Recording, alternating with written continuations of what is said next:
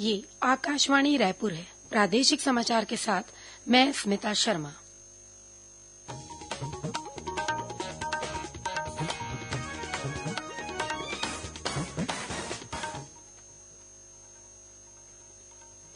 अब पेश है आज के मुख्य समाचार।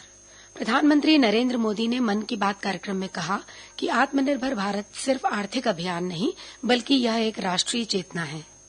राष्ट्रव्यापी कोविड टीकाकरण का अगला चरण कल से शुरू होगा। इसके तहत वरिष्ठ नागरिकों और 45 वर्ष से अधिक आयु के गंभीर बीमारी से ग्रस्त लोगों को टीका लगाया जाएगा। बिलासपुर से नई दिल्ली के बीच कल से विमान सेवा शुरू हो जाएगी। मुख्यमंत्री भूपेश बघेल इस हवाई सेवा का शुभारंभ करेंगे और मुख्यमंत्री कल आगामी वित्तीय वर्ष के लिए राज्य का बजट विधानसभा में पेश करेंगे।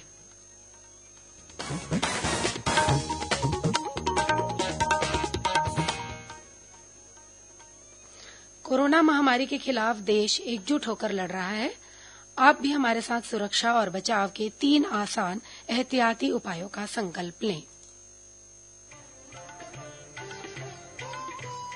कोविड-19 से बचाव और सुरक्षित रहने के 3 उपाय।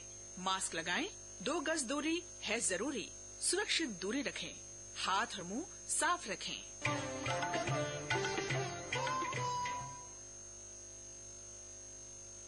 अब समाचार विस्तार से। प्रधानमंत्री नरेंद्र मोदी ने जोर दिया है कि आत्मनिर्भर भारत सिर्फ आर्थिक अभियान नहीं है बल्कि यह हमारी राष्ट्रीय चेतना है।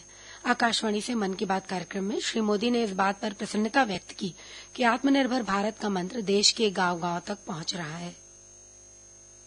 आत्मनिर्भरता की पहली शर्त होती है अपने देश की चीजों पर गर्व होना, अपने देश के लोगों द्वारा बनाई वस्तुओं पर गर्व होना। जब प्रत्येक देशवासी गर्व करता है, प्रत्येक देशवासी जुड़ता है, तो आत्मनिर्भर भारत सिर्फ एक आर्थिक अभियान न रहकर एक नेशनल स्पिरिट बन जाता है। जब आसमान में हम अपने देश में बने फाइटर प्लेन तेजस को कलाबाजियां खाते देखते हैं, जब भारत में बने टैंक, भारत में बनी मिसाइलें हमारा गौरव बढ़ाते हैं, जब समृद्ध देशों में हम मेट्रो ट्रेन के मेड इन इंडिया कोचेज देखते हैं, जब दर्जनों देशों तक made in India corona vaccine को पहुंचते हुए देखते हैं, तो हमारा माथा और ऊंचा हो जाता है। हर क्षेत्र में हमें इस गौरव को बढ़ाना होगा। जब हम इसी सोच के साथ आगे बढ़ेंगे, तभी सही मायने में आत्मनिर्भर बन पाएंगे। प्रधानमंत्री ने पानी के संरक्षण की आवश्यकता पर भी जोर देते हुए कहा कि जल संरक्षण हमारी सामूहिक जिम्मेदारी है। आज मनाए जा रहे राष्ट्रीय विज्ञान दिवस का जिक्र करते हुए प्रधानमंत्री ने कहा कि यह दिन महान भारतीय वैज्ञानिक डॉक्टर चंद्रशेखर वेंकट रमन द्वारा रामन प्रभाव की खोज के सिलसिले में मनाया जाता है। श्री मोदी ने कहा कि देशवासियों को अपने वैज्ञानिकों के बारे में और अधिक जानकारी हासिल करनी चाहिए। प्रधानमंत्री ने मन की बात कार्यक्रम में स्कूल कॉलेजों की परीक्षाओं का भी जिक्र किया। आने वाले कुछ महीने आप सबके जीवन में विशेष महत्व रखते हैं। अधिकतर युवा साथियों के एग्जाम्स, परीक्षाएं होगी। अब सबको याद है ना, वॉरियर बनना है, वरियर नहीं। हंसते हुए एग्जाम देने जाना है और मुस्कुराते हुए लौटना है। किसी और से नहीं, अपने आप से ही स्पर्धा करनी है। पर्याप्त नींद भी लेनी है और टाइम मैनेजमेंट भी करना है। खेलना भी नहीं छोड़ना है, क्योंकि जो खेले वो खिले। रिवीजन और याद करने के स्मार्ट तरीके अपनाने हैं। यानी कुल मिलाकर इन एग्जाम्स में अपने बेस्ट को बाहर लाना है। श्री मोदी ने लोगों से कोरोना महामारी से सतर्कता बरतने में कोई ढिलाई नहीं बरतने का भी आग्रह किया। उन्होंने कहा कि एहतियात में ढिलाई देने का वक्त अभी नहीं आया है। कल 1 मार्च से 60 वर्ष से अधिक उम्र के लोगों और अन्य रोगों से ग्रस्त 45 वर्ष से अधिक उम्र के लोगों को भी कोविड टीके लगाए जाएंगे। केंद्रीय स्वास्थ्य मंत्रालय ने कहा है कि इन लोगों के लिए टीकाकरण केंद्र पर भी पंजीकरण सुविधा उपलब्ध होगी। टीकाकरण अभियान के दौरान निजी अस्पताल वैक्सीन के लिए प्रति डोज 250 रुपये ले सकेंगे। 10,000 सरकारी अस्पतालों में यह टीका निःशुल्क लगाया जाएगा, जबकि लगभग 20,000 निजी टीका केंद्रों पर वैक्सीन का शुल्क लोगों को स्वयं वहन करना पड़ेगा। स्वास्थ्य मंत्रालय ने कहा है कि राज्य सरकारें स्वास्थ्य बीमा योजना के अंतर्गत सूचीबद्ध सभी निजी अस्पतालों का कोरोना टीकाकरण केंद्र के रूप में उपयोग कर सकेंगी। राज्य सरकारें सार्वजनिक क्षेत्र के अपने सभी उपक्रमों के स्वास्थ्य केंद्रों और अपने सरकारी स्वास्थ्य केंद्रों का उपयोग भी टीकाकरण के लिए कर सकेंगी। इस बीच केंद्र सरकार ने उन 20 लक्षणों की सूची भी जारी की है जिनसे ग्रस्त 45 से 59 वर्ष के लोगों को कोरोना वैक्सीन में प्राथमिकता दी जाएगी। इनमें हृदय संबंधित बीमारियां, गुर्दा और लीवर प्रत्यारोपण, ल्यूकीमिया, लिम्कोमा, एड्स, मधुमेह और हाइपरटेंशन तथा स्वास्थ्य संबंधी रोग शामिल हैं। देश के कई हिस्सों में कोविड संक्रमण में तेजी के बीच कैबिनेट सचिव राजीव गौबा ने सभी राज्यों और केंद्र शासित प्रदेशों से कोविड मानकों में ढील नहीं देने और उल्लंघन करने वालों से सख्ती से निपटने को कहा है। इधर छत्तीसगढ़ के मुख्य सचिव अमिताभ जैन ने सभी कलेक्टरों को अपने अपने जिले में कोरोना संक्रमण रोकने के लिए सघन अभियान चलाने के निर्देश दिए हैं। रायपुर में कल वीडियो कॉन्फ्रेंस में मुख्य सचिव ने कहा कि वर्तमान में कोरोना संक्रमण में वृद्धि को देखते हुए इसकी रोकथाम के प्रयास करना जरूरी है। उन्होंने कोरोना जांच के लिए आरटी-पीसीआर और ट्रू नॉट टेस्ट बढ़ाने पर जोर दिया। मुख्य सचिव ने कहा कि प्रत्येक संक्रमित व्यक्ति के संपर्क में आए अधिकतम 30 व्यक्तियों तक की कॉन्ट्रैक्ट ट्रेसिंग की जाए और लक्षण दिखने पर उनका टेस्ट अवश्य कराया जाए और अन्य लोगों की निगरानी की जाए। प्रदेश में कोरोना संक्रमण के मद्देनजर प्रशासन द्वारा लगातार एहतियाती कदम उठाए जा रहे हैं और लोगों से अनिवार्य रूप से मास्क पहनने और सोशल डिस्टेंसिंग का पालन करने की अपील की जा रही है।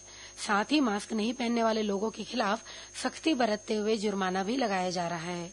इसी कड़ी में राजनांदगांव जिले के डोंगरगांव में नगर पंचायत के अमले ने नगर के प्रवेश द्वार के समीप कैंप लगाकर बिना मास्क लगाए सफर कर रहे दुपहिया वाहन चालकों की जांच कर उन्हें समझाइश दी और 36 लोगों पर 100-100 रुपए का जुर्माना भी लगाया। बिलासपुर से नई दिल्ली के बीच कल से विमान सेवा शुरू हो जाएगी। मुख्यमंत्री भूपेश बघेल इस हवाई सेवा का शुभारंभ करेंगे। कार्यक्रम की अध्यक्षता केंद्रीय नागरिक उड्डयन मंत्री हरदीप सिंह पुरी करेंगे। यह कार्यक्रम कल दोपहर 2:30 बजे बिलासा देवी केवट विमानतल बिलासपुर में आयोजित किया जाएगा। शुभारंभ कार्यक्रम में मुख्यमंत्री और केंद्रीय मंत्री वर्चुअल रूप में शामिल होंगे। गौरतलब है कि बिलासपुर से नई दिल्ली के बीच शुरू हो रही इस हवाई सेवा के तहत 72 सीटर एयरक्राफ्ट की 2 फ्लाइट सप्ताह में 4 दिन सोमवार, बुधवार, शुक्रवार और रविवार को संचालित होंगी।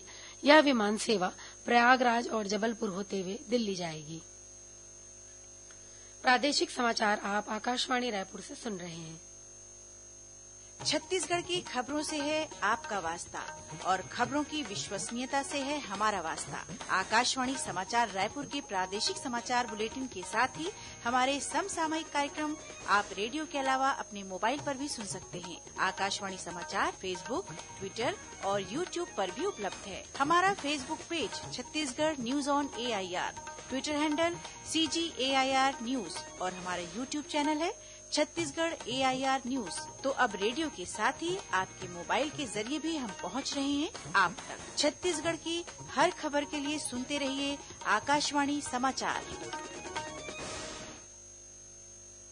और अब आगे बढ़ते हैं बाकी के समाचारों की ओर। आगामी वित्तीय वर्ष के लिए राज्य का बजट कल विधानसभा में पेश किया जाएगा।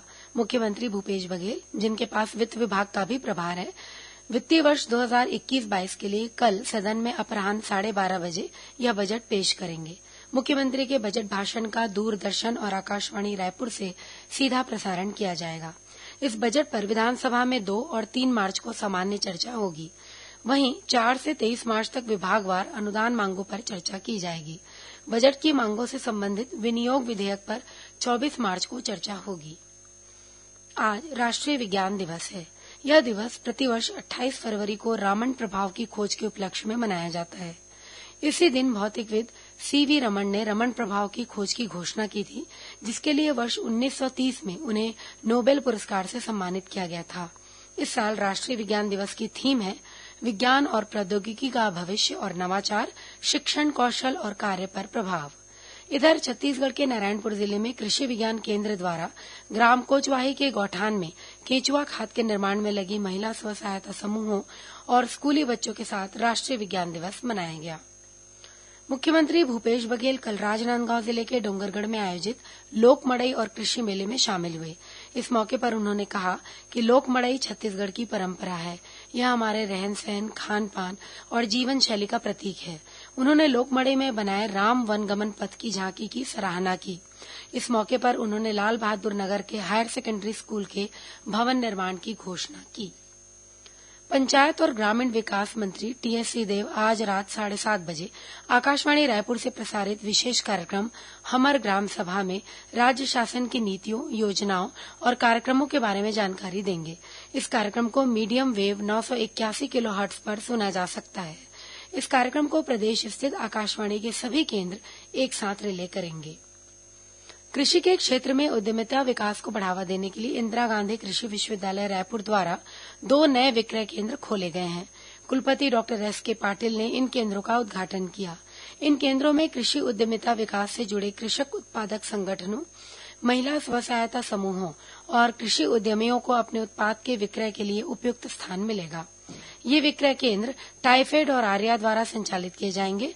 इस अवसर पर क्रेता विक्रेता सम्मेलन का आयोजन भी किया गया। महासमुंद जिले में राष्ट्रीय राजमार्ग क्रमांक 353 पर अज्ञात वाहन की टक्कर से मोटरसाइकिल सवार 3 लोगों की मौत हो गई। वहीं 3 अन्य लोग घायल हो गए हैं। यह हादसा कल देर शाम लभरा खुर्द गांव के पास उस वक्त हुआ जब अज्ञात वाहन ने 2 मोटरसाइकिलों को टक्कर मार दी। इस हादसे में गंभीर रूप से घायल 3 लोगों को बेहतर इलाज के लिए रायपुर में भर्ती कराया गया है। उधर कोंडागांव जिले के मर्दापाल में ट्रैक्टर ट्रॉली के पलट जाने से 12 लोग घायल हो गए हैं। ये सभी लोग बीती रात बस्तर जिले के कोड़ेनार क्षेत्र से विवाह कार्यक्रम में शामिल होने के बाद वापस लौट रहे थे, तभी यह हादसा हो गया। और अब कुछ समाचार संक्षेप में।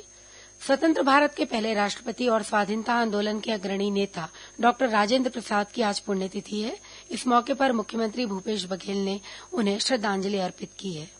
दंतेवाड़ा जिले में 3 माओवादियों ने पुलिस अधीक्षक अभिषेक पल्लव के समक्ष आत्मसमर्पण कर दिया।